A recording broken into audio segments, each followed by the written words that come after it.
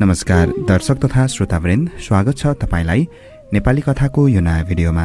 आजको भिडियोमा कथा हिमालकी छायामा लुकेको रहस्य लिएर आएको छु। आशा छ तपाईलाई यो कथा मनपर्नेछ।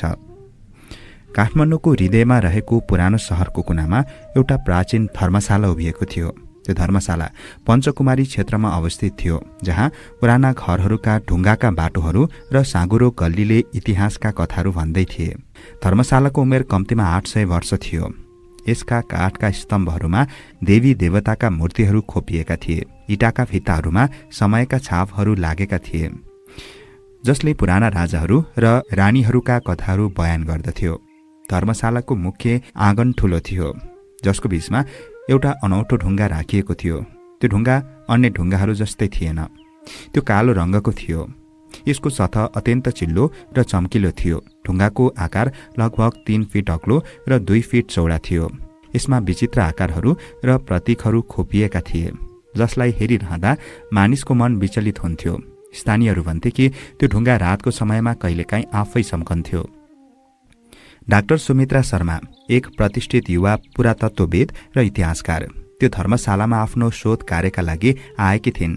उनले त्रिभुवन विश्वविद्यालयबाट नेपाली कला र संस्कृतिमा स्नातकोत्तर गरेकी थिइन् र त्यसपछि भारतको जवाहरलाल नेहरू विश्वविद्यालयमा नेवारी वास्तुकलामा विशेषज्ञताका साथ पीएचडी पूरा गरेकी थिइन्।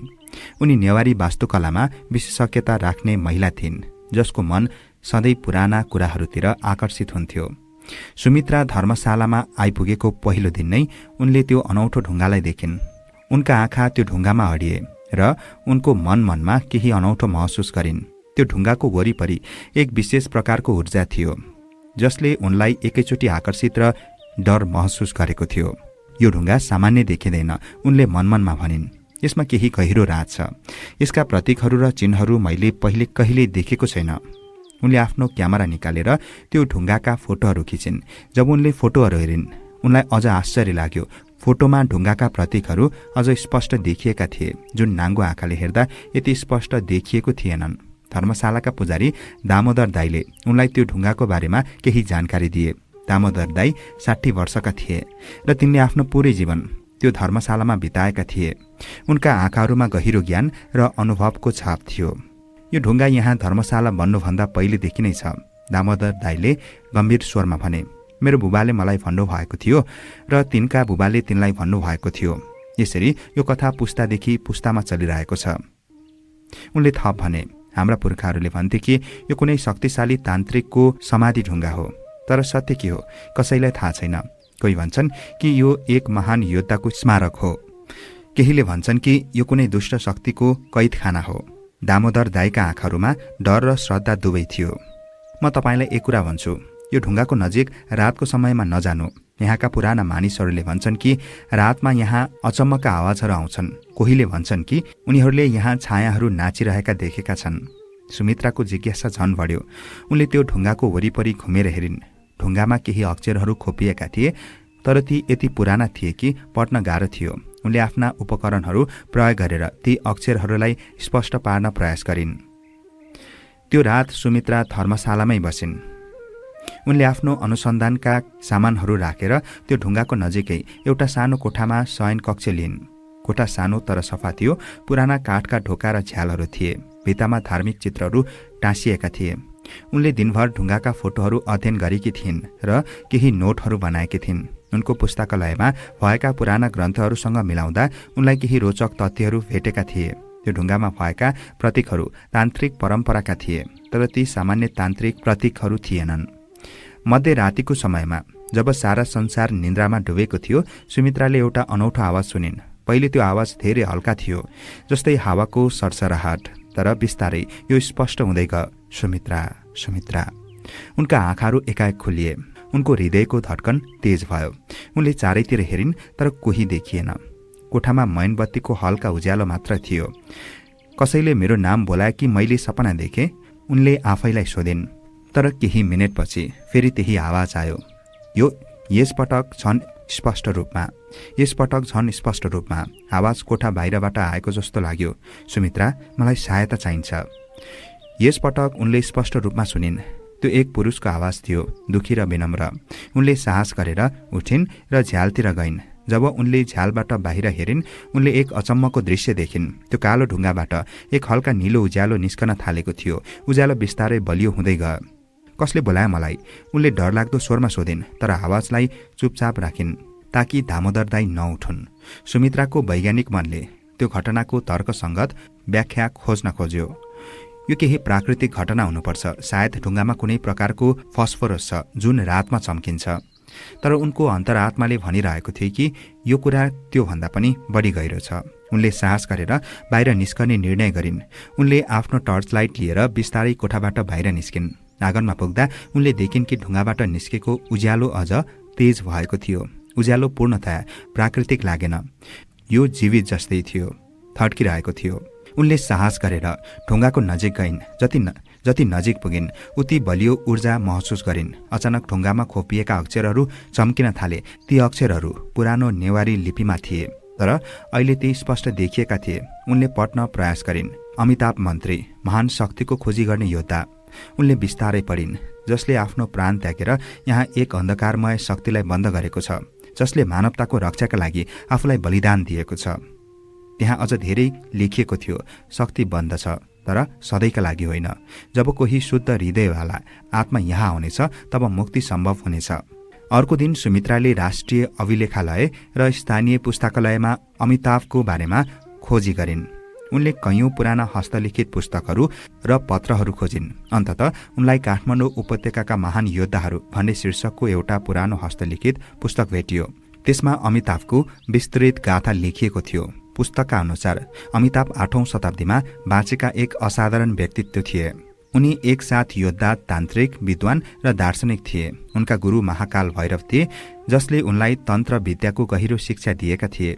अमिताभको बचपनदेखि नै अलौकिक शक्तिहरू थिए।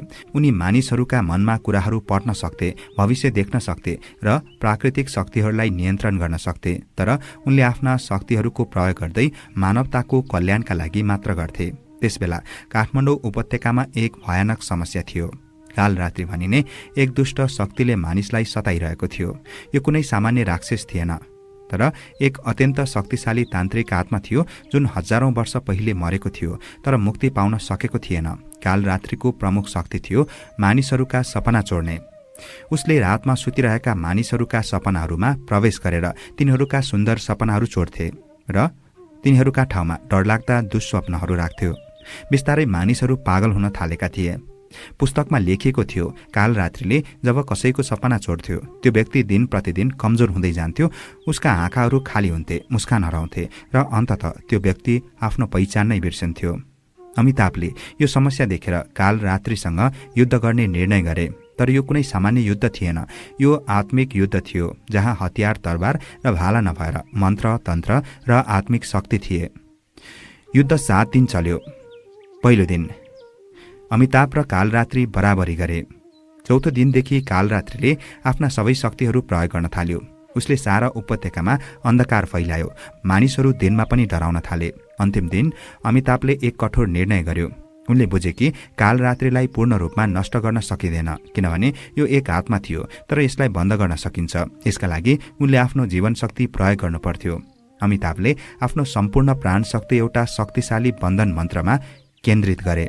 पुस्तकमा लेखिएको थियो, उनले कालरात्रिलाई एउटा पवित्र ढुङ्गामा बन्द गरे। तर यो बन्धन तब मात्र टुट्नेछ जब कोही शुद्ध हृदयले प्रेमका साथ त्यसलाई मुक्त गर्नेछ। अमिताभको त्यागपछि उपत्यकामा शान्ति फर्कियो। मानिसले उनको सम्मानमा त्यही ठाउँमा एउटा धर्मशाला बनाए। तर समयसँगै मानिसहरूले वास्तविक कथा बिर्सिए र यो केवल एक पौराणिक कथा मात्र बन्यो। सुमित्राले पुस्तक पढेपछि गहिरो सोचमा परिन्। यदि यो सत्य हो भने त्यो ढुङ्गामा अझै कालरात्रि बन्द छ। कालरात्रिले मलाई बोलाएको छ। त्यो रात सुमित्राले धर्मशालामा फर्केर सुत्ने निर्णय गरिन्। उनी जान्न चाहन्थिन् कि के साँच्चै कोही उनलाई बोलाइरहेको थियो। उनले आफ्ना डायरीमा दिनभरका सबै घटनाहरू लेखिन् र त्यसपछि सुत्न गइन्। त्यो रात उनले एउटा अद्भुत सपना देखिन्। उनी आफूलाई एक अत्यन्त सुन्दर ठाउँमा भेट्टाइन्। त्यो एक विशाल बगैँचा थियो जहाँ अनेकौं किसिमका फूलहरू फुलेका थिए। फूलहरू चन्द्रमाको चाँदीको उज्यालोमा चम्किरहेका थिए। हावामा मधुरो सुगन्ध थियो र मन्द सङ्गीत बजिरहेको थियो। बगैँचाको बीचमा एउटा सङ्गमरमरको मण्डप थियो। त्यहाँ एक अत्यन्त सुन्दर पुरुष बसिरहेका थिए। उनका कपालहरू लामा र काला थिए। आँखाहरूमा गहिरो ज्ञान र करुणा थियो। उनले सेता वस्त्र लगाएका थिए र उनका हातहरूमा तान्त्रिक माला र रुद्राक्ष थिए। तिमी अमिताभ हौ? सुमित्राले प्रश्न गरिन्। यद्यपि उनको हृदयले पहिले नै उत्तर दिइसकेको थियो। उनले शान्त र मधुर स्वरमा भने, हो, म अमिताभ हुँ। शताब्दीौँदेखि तिम्रो आगमनको प्रतीक्षा गरिरहेको थिएँ। मेरो आगमनको प्रतीक्षा? तर किन? सुमित्राले आश्चर्यसहित सोधिन्। अमिताभले उदास मुस्कान दिए, किनभने तिमी त्यो व्यक्ति हौ जसको खोजीमा म छु। तिम्रो हृदय शुद्ध छ, तिम्रो मन ज्ञानको खोजीमा छ र तिम्रो आत्मा दयालु छ। केवल यस्तै व्यक्तिले मात्र यो काम गर्न सक्छ। कस्तो काम? सुमित्राले सोधिन्। अमिताभको अनुहारमा गम्भीरता आयो। समय आयो सुमित्रा। काल रात्रिको बन्धन कमजोर भएको छ। शताब्दीौँदेखिको एकान्तवासले उसको मन परिवर्तन गरेको छ। यदि अब उसलाई मुक्त गरिएन भने ऊ सधैँको लागि नष्ट हुनेछ र त्यो न्यायसङ्गत होइन। सुमित्राले नबुझेको मुद्रामा हेरिन्। तर उसले त मानिसहरूलाई सताएको थियो। हो, उसले गलत गरेको थियो, अमिताभले भने। तर उसको त्यो व्यवहारको कारण थियो। काल रात्रि पहिले एक महान तान्त्रिक थियो, तर उसले शक्तिको गलत प्रयोग गर्यो र अन्धकारमा डुब्यो। मृत्युपछि उसको आत्माले शान्ति पाउन सकेन। अमिताभले थप व्याख्या गरे। जब मैले उसलाई बन्द गरेँ, मेरो उद्देश्य उसलाई सधैँका लागि कैद गर्ने थिएन। मेरो उद्देश्य उसलाई समय दिने थियो, आफ्ना गल्तीहरूको बारेमा सोच्ने समय, पश्चाताप गर्ने समय। र अहिले के भएको छ? सुमित्राले जिज्ञासा साथ सोधिन्। अहिले उसले आफ्ना गल्तीहरू बुझेको छ। उसको हृदयमा पश्चाताप छ। ऊ मुक्तिको हकदार छ। तर यो काम खतरनाक छ सुमित्रा। मुक्त गर्नु अघि तिमीले उसको मनको वास्तविक अवस्था जाँच्नुपर्छ। सुमित्रा बेउजिन्। उनले घडीमा हेरिन्। बिहानको 4 बजेको थियो। उनको सपनाको सम्झनाहरू यति स्पष्ट थिए कि लाग्थ्यो वास्तविक घटना भएको हो। उनको हृदय दुविधामा थियो। एकातिर उनको वैज्ञानिक मनले भनिरहेको थियो कि यो सबै उसको कल्पना मात्र हो। अर्कोतिर उनको अन्तरात्माले भनिरहेको थियो कि यो सत्य हो। उनले दिनभर सोच्ने निर्णय गरिन्। उनी धर्मशालाका विभिन्न भागहरूमा घुमिन् र स्थानीयहरूसँग कुरा गरिन् र अझै धेरै अनुसन्धान गरिन्। उनले पत्ता लगाइन् कि धेरै स्थानीयहरूले त्यो ढुङ्गाको वरिपरि अनौठो घटनाहरू भएको कुरा गरेका थिए। 75 वर्षीय आमा लक्ष्मीले भनिन्, म सानैदेखि यहीँ छु। धेरै पटक मैले त्यो ढुङ्गाबाट अनौठो प्रकाश देखेको छु। कहिलेकाहीँ त्यहाँ छायाहरू नाचिरहेको पनि देखेको छु। स्थानीय टोकनदार रामेश्वरले भने, एकपटक मेरो छोरो त्यो ढुङ्गाको नजिक खेलिरहेको थियो। अचानक उसले भन्यो कि उसलाई कसैले आफ्नो नाम बोलाएको सुन्यो, तर त्यहाँ कोही थिएन। यी सबै कुराहरूले सुमित्रालाई अझै विश्वस्त बनाए कि उनको सपना केवल सपना मात्र थिएन। साँझको समयमा उनले दामोदर दाईसँग लामो कुराकानी गरिन्। उनले अमिताभको बारेमा थप जानकारी लिन चाहिन्। तपाईका पुर्खाहरूले अमिताभको बारेमा के भन्नुभएको थियो दाई? सुमित्राले सोधिन्। दामोदर दाईका आँखाहरूमा सम्मान आयो। अमिताभ हाम्रा लागि एक महान वीर हुन्। उनले हाम्रो उपत्यकालाई एक भयानक सङ्कटबाट बचाए, तर उनले आफ्नो जीवन गुमाए। के तपाईँलाई थाहा छ कि उनले के गरेका थिए? दामोदर दाईले गम्भीर मुद्रामा भने, मेरो बुबाले भन्नुभएको थियो कि काल रात्रि भनिने दुष्ट शक्तिलाई अमिताभले त्यो ढुङ्गामा बन्द गरेका थिए। तर एउटा भविष्यवाणी छ। कस्तो भविष्यवाणी? भविष्यवाणी भन्छ कि एक दिन एक ज्ञानी महिला आउनेछिन् जसले दुवैलाई मुक्त गर्नेछिन्, अमिताभलाई र काल रात्रिलाई। तर त्यो काम अत्यन्तै खतरनाक छ। सुमित्राको मुटुको धड्कन बढ्यो। खतरनाक किन? किनभने यदि त्यो महिलाको मन शुद्ध भएन भने उनी पनि त्यही ढुङ्गामा बन्द हुनेछिन् र तब तिनैजना सधैँका लागि त्यही रहनेछन्। त्यो रात सुमित्राले खानामा ध्यान दिन सकेनन्। उनका दिमागमा हजारौं प्रश्नहरू घुमिरहेका थिए। के उनले साँच्चै यो जोखिम लिनुपर्छ? यदि उनले गल्ती गरिन् भने के हुन्छ? तर त्यसै साथ उनको मन भनिरहेको थियो कि यदि अमिताभले सत्य भनेको हो भने काल रात्रि अब दुष्ट छैन। उसले पश्चाताप गरेको छ र अमिताभ शताब्दीौँदेखि कैदमा छन्। तिनीहरू दुवै मुक्तिको हकदार छन्। अर्को दिन सुमित्राले आत्मिक तयारी गर्ने निर्णय गरिन्। उनले निर्णय गरिसकेकी थिइन् कि उनी अमिताभलाई मद्दत गर्नेछिन्, तर त्यसका लागि उनले आफूलाई पूर्ण रूपमा तयार पार्नुपर्ने थियो। उनले सबैभन्दा पहिले आफ्नो मन शुद्ध पार्ने काम सुरु गरिन्। उनले व्रत बस्ने निर्णय गरिन्। 3 दिनसम्म केवल फलफूल र पानी खाने। उनले प्रतिदिन बिहान र साँझ ध्यान गर्न थालिन्। पहिलो दिन ध्यान गर्दा उनको मन अस्थिर थियो। उनका दिमागमा डरका विचारहरू आइरहेका थिए। यदि म असफल भएँ भने के हुन्छ? यदि कालरात्रि साँच्चै दुष्ट छ भने? यदि यो सबै जाल हो भने? तर दोस्रो दिन उनको मन केही शान्त भयो। उनले महसुस गर्न थालिन् कि उनको वरिपरि एक सकारात्मक ऊर्जा छ। जब उनी ध्यान गर्थिन् उनलाई अमिताभको आवाज सुनिन्थ्यो, मार्गदर्शन दिँदै, उत्साह दिँदै। तेस्रो दिन उनको मन पूर्ण रूपमा शान्त भयो। उनले महसुस गरिन् कि उनी तयार छिन्। त्यो दिन साँझमा उनले दामोदर दाईसँग आफ्नो निर्णयको बारेमा कुरा गरिन्। दाई, म त्यो ढुङ्गालाई छुनेछु, उनले भनिन्। दामोदर दाईको अनुहारमा चिन्ता आयो। यो निर्णय फिर्ता लिनुहोस्, यो धेरै खतरनाक छ। दाई, मैले निर्णय गरिसके। यदि सत्यमै कोही मद्दतको खोजीमा छ भने म पछि हट्न सक्दिनँ। दामोदर दाईले लामो सास फेरे। यदि तपाईँको निर्णय पक्का छ भने कम्तीमा सबै सावधानी अपनाउनुहोस्। म तपाईँको लागि प्रार्थना गर्नेछु। त्यो साँझ सुमित्राले आफूलाई पूर्ण रूपमा तयार पारिन्। उनले सेतो साडी लगाइन्, माथामा लाल टीका लगाइन् र हातमा रुद्राक्षको माला लगाइन्। उनले आफ्नो डायरीमा एउटा पत्र लेखिन्, यदि उनलाई केही भयो भनेर। उनले लेखिन्, यदि मलाई केही भयो भने, उनले लेखिन्, मेरो परिवार र साथीहरूलाई भन्नुहोस् कि मैले मानवताको सेवामा आफ्नो जीवन दिएको छु। म डराएर मरेको छैन। प्रेमको शक्तिमा विश्वास गरेर यो कदम चालेको छु। अर्धरातपछि जब सारा संसार गहिरो निन्द्रामा थियो, सुमित्रा त्यो ढुङ्गाको सामना गर्न तयार भइन्। उनले आफ्ना हातहरू पवित्र गङ्गाजलले पखालिन् र प्रार्थना गरिन्, हे भगवान, यदि मेरो यो काम सही छ भने मलाई शक्ति दिनुहोस्, यदि गलत छ भने मलाई रोक्नुहोस्। उनी बिस्तारै त्यो कालो ढुङ्गाको नजिक गइन्। जसै उनी नजिक पुगिन्, ढुङ्गाबाट फेरि त्यो निलो प्रकाश निस्कन थाल्यो। यसपटक प्रकाश अझ तेज थियो। जब उनले आफ्नो हात ढुङ्गामा राखिन्, एकैछिनमा चारैतिर अन्धकार छायो। उनी आफूलाई एक अलग संसारमा भेटाइन्। त्यो संसार डरलाग्दो थियो। चारैतिर काला बादलहरू, भयानक आवाजहरू र ठण्डी हावा। को हौ तिमी? एउटा गर्जन जस्तो आवाजले सोध्यो। किन आयो यहाँ मेरो शान्तिमा बाधा पुर्याउन? अचानक सुमित्राका सामु एक भयानक आकृति देखियो। कालरात्रि, लामो कालो कपाल, रातो आँखाहरू जुन आगो जस्तै बलिरहेका थिए र डरलाग्दो हाँसो। उसका हातहरू, माला र नङहरू थारिलो थिए। तिमी त्यो ज्ञानी महिला हौ जसको कुरा अमिताभले गरेको थियो, कालरात्रिले ठट्टाको स्वरमा भन्यो। तिमीले मलाई मुक्त गर्न सक्छौ भन्छौ?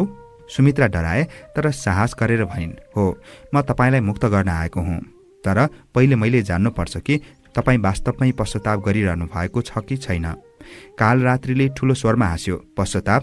तिमीलाई के थाहा छ पश्चाताप के हो? तिमी एक सामान्य मानव हौ। अचानक कालरात्रिका आँखाहरूले सुमित्रालाई गहिरो हेरे। तिम्रो मन शुद्ध छ भन्छौ? उसले भन्यो, म तिम्रो मनका सबै गोप्य कुराहरू देख्न सक्छु। तिम्रो अभिमान, तिम्रो ईर्ष्या, तिमी भित्रको डर, तिम्रो स्वार्थ। सुमित्राले महसुस गरिन् कि उनका सबै कमजोरीहरू, सबै नकारात्मक विचारहरू उनका सामु खुला भएका थिए। उनले आफूले कहिल्यै स्वीकार नगरेका कुराहरू देखिन्। उनको करियरको चिन्ता, अरूसँगको प्रतिस्पर्धाको भावना, कहिलेकाहीँ आउने अभिमानका विचारहरू। तर सुमित्राले हार मानिनन्। उनले दृढताका साथ भनिन्, हो, म एक सामान्य मानिस हुँ र मसँग कमजोरीहरू छन्। म सिद्ध छैन, तर मेरो मन प्रेम र करुणाले भरिएको छ। म यहाँ आफ्नो फाइदाका लागि आएको होइन, तर तपाईँ र अमिताभको मुक्तिका लागि आएको हुँ।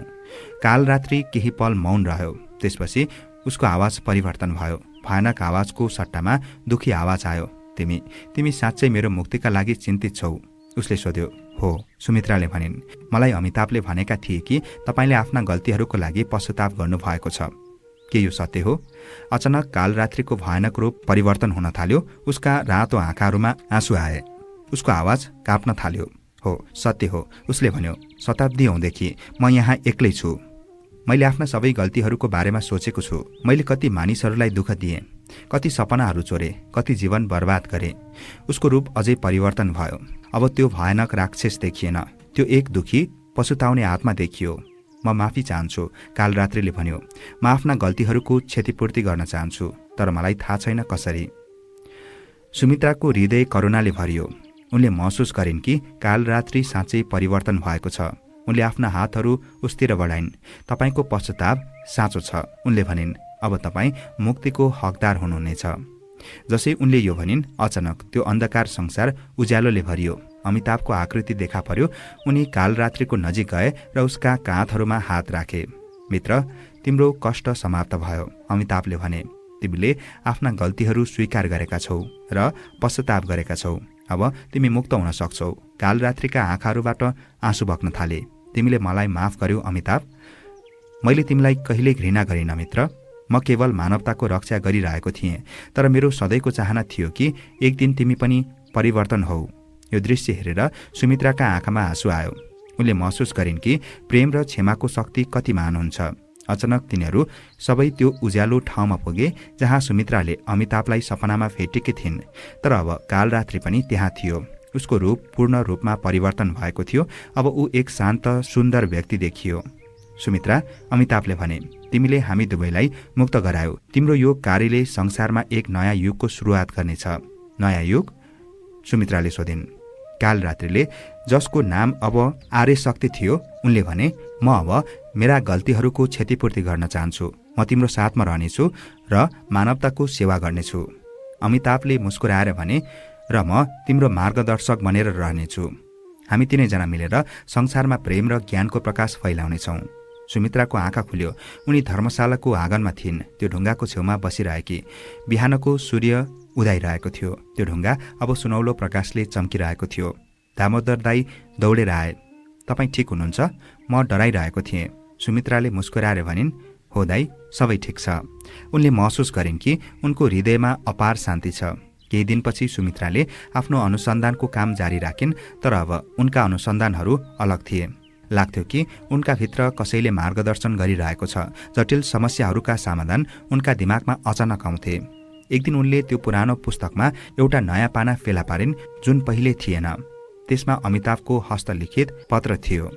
प्रिय सुमित्रा, यदि तिमीले यो पढिरहेको छौ, यसको अर्थ तिमीले हामीलाई मुक्त गरायौ। तर अब मैले तिमीलाई एउटा महत्त्वपूर्ण सत्य भन्नुपर्छ। सुमित्राले उत्सुकताका साथ पढिन्। जुन शक्तिलाई तिमीले कालरात्रि ठान्यौ, त्यो साँच्चै कालरात्रि थिएन। त्यो म आफै थिएँ। अमिताभको छाया मेरो अन्धकार पक्ष। सुमित्राको हृदयको धड्कन बढ्यो। जब मैले वास्तविक कालरात्रिसँग युद्ध गरेँ, मेरो आत्मामा परिवर्तन आयो। युद्धको क्रममा मेरो आत्मा दुई भागमा विभाजित भयो। एक उज्यालो भाग र एक अन्धकार भाग। उज्यालो भाग तिमीले अमिताभको रूपमा देख्यौ र अन्धकार भाग कालरात्रिको रूपमा। सुमित्राले पन्ना पल्टाइन्। वास्तवमा म आफैसँग युद्ध गरिरहेको थिएँ। मेरो राम्रो पक्षले मेरो खराब पक्षलाई नियन्त्रण गर्न खोजिरहेको थियो। तर दुवै पक्षहरू मेरै थिए। मैले बुझेपछि मात्र यो सङ्घर्ष समाप्त हुन सक्थ्यो। सुमित्राले अर्को पन्ना पल्टाइन्। तिमीले जे गर्यौ त्यो अविश्वसनीय थियो। तिमीले मेरा दुवै पक्षहरूलाई प्रेम देखायौ। तिमीले मेरो अन्धकार पक्षलाई घृणा गरिनौ, करुणा देखायौ। यसैले गर्दा मेरो आत्मामा एकता आयो। अन्तिम पानामा लेखिएको थियो, अब म पूर्ण छु सुमित्रा। मेरो उज्यालो र अन्धकार दुवै पक्षहरू एकै ठाउँमा छन्। यसैले गर्दा म एक शक्तिशाली मार्गदर्शक बन्न सक्छु। तिम्रो प्रेम र करुणाको शक्तिले मलाई यो सिकायो कि कुनै पनि व्यक्तिको आत्मामा राम्रो र नराम्रो दुवै हुन्छ। महत्त्वपूर्ण कुरा यो हो कि हामी कुन पक्षलाई बढ्न दिन्छौँ। यो सत्य जानेपछि सुमित्राको जीवन पूर्ण रूपमा परिवर्तन भयो। उनले महसुस गरिन् कि उनले केवल अमिताभलाई मात्र मुक्त गरेकी थिएनन्, तर त्यो मुक्त अत्यन्त महत्त्वपूर्ण थियो, किनभने यसले उनलाई आत्मस्वीकृतिको शक्ति सिकाएको थियो। उनको मनमा अब कुनै डर थिएन, न त कुनै दुविधा। उनले बुझेकी थिइन् कि हरेक व्यक्तिको भित्र राम्रो र नराम्रो दुवै पक्ष हुन्छ र यो स्वीकार गर्नु नै साँचो मुक्तिको बाटो हो। सुमित्राले आफ्नो अनुसन्धानलाई नयाँ दिशा दिइन्। उनले अब केवल पुरातन वस्तुहरू र इतिहासका कथाहरूमा मात्र ध्यान दिएनन्, बरु ती कथाहरूले मानवतामा ल्याउन सक्ने सकारात्मक परिवर्तनमा पनि जोड दिइन्। उनले नेपालका पुरातन तान्त्रिक परम्पराहरू, नेवारी वास्तुकला र हिमाली संस्कृतिका कथाहरूलाई विश्व सामु ल्याउने अभियान सुरु गरिन्। उनको उद्देश्य थियो यी कथाहरूलाई केवल शैक्षिक अनुसन्धानको विषय बनाउने होइन, बरु तिनले मानिसलाई प्रेरणा दिन सकुन्। तिनको मनमा प्रेम, करुणा र एकताको भावना जागोस्। सुमित्राले काठमाडौँमा एउटा सानो संस्था स्थापना गरिन्, जसको नाम राखिन् हिमालयको हृदय। यो संस्थाले नेपालका पुरातन कथाहरू, परम्पराहरू र सांस्कृतिक सम्पदाहरूलाई संरक्षण र प्रचार गर्ने लक्ष्य राख्यो। उनले विशेष रूपमा युवाहरूलाई जोडिन्, आह्वान गरिन्, ताकि नयाँ पुस्ताले आफ्नो संस्कृति र इतिहासप्रति गर्व गर्न सकुन्। उनको संस्थाले स्थानीय समुदायसँग मिलेर धर्मशालाहरू, मन्दिरहरू र पुराना गल्लीहरूको संरक्षणमा काम गर्न थाल्यो। सुमित्राले धर्मशालाको त्यो कालो ढुङ्गालाई एक प्रतीक बनाइन्। उनले त्यसलाई मुक्तिको ढुङ्गा नाम दिइन् र त्यसको वरिपरि एउटा सानो सङ्ग्रहालय बनाइन्। सङ्ग्रहालयमा अमिताभ र कालरात्रिको कथा लेखिएको थियो, तर यो कथा केवल पौराणिक कथाको रूपमा प्रस्तुत गरिएन, बरु यो कथालाई आत्मस्वीकृति, पश्चाताप र प्रेमको शक्तिको प्रतीकका रूपमा प्रस्तुत गरियो। सङ्ग्रहालयमा आउने पर्यटकहरू र स्थानीयहरूले यो कथा पढेर भाव विभोर हुन्थे। धेरैले यो कथालाई आफ्नै जीवनसँग जोडेर हेर्न थाले। कहिलेकाहीँ जब सुमित्रा कुनै कठिन समस्यामा फस्थिन् उनलाई लाग्थ्यो कि अमिताभ उनको साथमा छन्। रातको समयमा जब उनी ध्यान गर्थिन् उनले अमिताभको शान्त आवाज सुन्थिन्, सुमित्रा तिम्रो हृदयमा सधैँ सत्य र प्रेम राख्नु। अमिताभले भन्थे, यो संसारमा कुनै पनि अन्धकार यस्तो छैन जसलाई प्रेम र करुणाले जित्न नसकोस्। यो मार्गदर्शनले सुमित्रालाई सधैँ प्रेरणा दियो। उनले आफ्नो अनुसन्धानमा नयाँ गहिराई पाइन्। उनले तान्त्रिक परम्पराहरूमा लुकेका वैज्ञानिक र दार्शनिक पक्षहरू पत्ता लगाइन्। उनले लेखेका लेखहरू र पुस्तकहरूले विश्वभर विद्वानहरूको ध्यान खिचे। उनको एक पुस्तक हिमालको रहस्य आत्मा र शक्तिको कथा अन्तर्राष्ट्रिय बेस्ट सेलर बन्यो। यो पुस्तकमा उनले अमिताभ र कालरात्रिको कथालाई प्रतीकात्मक रूपमा प्रस्तुत गरिन्, तर उनले वास्तविक घटनालाई गोप्य राखिन्। उनलाई लाग्थ्यो कि यो कथा सबैले बुझ्नुपर्छ, तर यसको गहिरो सत्य केवल तिनीहरूले बुझ्न सक्थे जो आत्मिक रूपमा तयार छन्। सुमित्रालाई यो पनि महसुस भयो कि कालरात्रि, जो अब आर्य शक्ति बनेकी थिइन्, उनको जीवनमा एक विशेष स्थान राख्थिन्। कहिलेकाहीँ जब उनी धर्मशालाको आँगनमा बस्थिन् उनलाई लाग्थ्यो कि एक सकारात्मक ऊर्जा उनको वरिपरि छ। यो ऊर्जा उनलाई बल र प्रेरणा दिन्थ्यो। एक रात उनले सपनामा आर्य शक्तिलाई देखिन्। उनको रूप अब पूर्ण रूपमा परिवर्तन भएको थियो। उनी एक तेजस्वी, शान्त र ज्ञानी महिलाको रूपमा देखा परिन्। सुमित्रा आर्य शक्तिले भनिन्, तिमीले मलाई केवल मुक्ति गरिनौ, तिमीले मलाई मेरो साँचो रूपमा फिर्ता दियो। अब म तिम्रो साथमा रहनेछु र तिमीलाई मानवताको सेवामा मद्दत गर्नेछु। सुमित्राले यो सपना देखेपछि उनको विश्वास झनै बलियो भयो। उनले बुझिन् कि यो संसारमा कुनै पनि शक्ति पूर्ण रूपमा दुष्ट हुँदैन। हरेक शक्तिमा परिवर्तनको सम्भावना हुन्छ यदि त्यसलाई प्रेम र करुणाले मार्गदर्शन गरियो भने। सुमित्राको कामले काठमाडौँ उपत्यकामा एउटा नयाँ जागरण ल्यायो। उनको संस्था हिमालयको हृदयले स्थानीय समुदायलाई जोडेर धेरै पुरातन सम्पदाहरूलाई पुनर्जन्म दियो। धर्मशालाहरू, मन्दिरहरू र पुराना गल्लीहरू अब केवल इतिहासका अवशेष थिएनन्, बरु तिनीहरू जीवन्त सांस्कृतिक केन्द्रहरू बने। यहाँ कला प्रदर्शनीहरू, साहित्यिक गोष्ठीहरू र तान्त्रिक परम्पराहरूको बारेमा कार्यशालाहरू आयोजना हुन थाले। सुमित्राले स्थानीय युवाहरूलाई तान्त्रिक र दार्शनिक शिक्षाको बारेमा सिकाउन थालिन्। उनले जोड दिइन् कि तन्त्र भनेको केवल रहस्यमय मन्त्रहरू र विधिहरूको सङ्ग्रह होइन, बरु यो एक जीवनशैली हो जसले मानिसलाई आफ्नो भित्री शक्तिसँग जोड्छ। उनको यो सन्देशले धेरै मानिसहरूलाई प्रेरित गर्यो। एक दिन सुमित्रा त्यो मुक्तिको ढुङ्गाको सामु उभिन्। उनले ढुङ्गालाई छोइन् र मनमा नै अमिताभ र आर्य शक्तिलाई धन्यवाद दिइन्। उनले महसुस गरिन् कि उनको यो यात्रा केवल एक पुरातन रहस्यको खोजी थिएन, यो उनको आफ्नै आत्माको खोजी थियो। उनले आफ्नो डायरीमा लेखिन्, मलाई लाग्थ्यो कि म एक इतिहासकार र पुरातत्वविद हुँ, तर यो यात्राले मलाई सिकायो कि म एक यात्री हुँ, आत्माको यात्री। मैले अमिताभ र कालरात्रिलाई मुक्त गरेँ, तर साँचो मुक्ति त मेरो आफ्नै हृदयको थियो। मलाई थाहा छ कि यो संसारमा कुनै पनि अन्धकार यति बलियो छैन कि प्रेम र करुणाले त्यसलाई परास्त गर्न नसकोस्।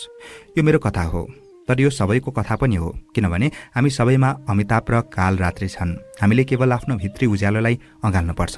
सुमित्राको यो कथा काठमाडौँ उपत्यकामा एक किम्वदन्ती बन्यो। मानिसहरूले उनलाई हिमालकी छोरी भनेर सम्बोधन गर्न थाले। उनको कामले विश्वभर मानिसलाई प्रेरणा दियो र उनले स्थापना गरेको हिमालयको हृदयले नेपालको सांस्कृतिक सम्पदालाई विश्वमा चिनायो। तर उनको लागि सबैभन्दा ठूलो उपलब्धि थियो कि उनले आफ्नो हृदयमा शान्ति र सन्तुष्टि पाइन्। उनको कथा कहिल्यै समाप्त भएन, यो हरेक व्यक्तिको मनमा जीवित रह्यो जसले प्रेम, करुणा र आत्मा स्वीकृतिको शक्ति विश्वास गर्छ र आत्मा स्वीकृतिको शक्ति प्रदान गर्छ।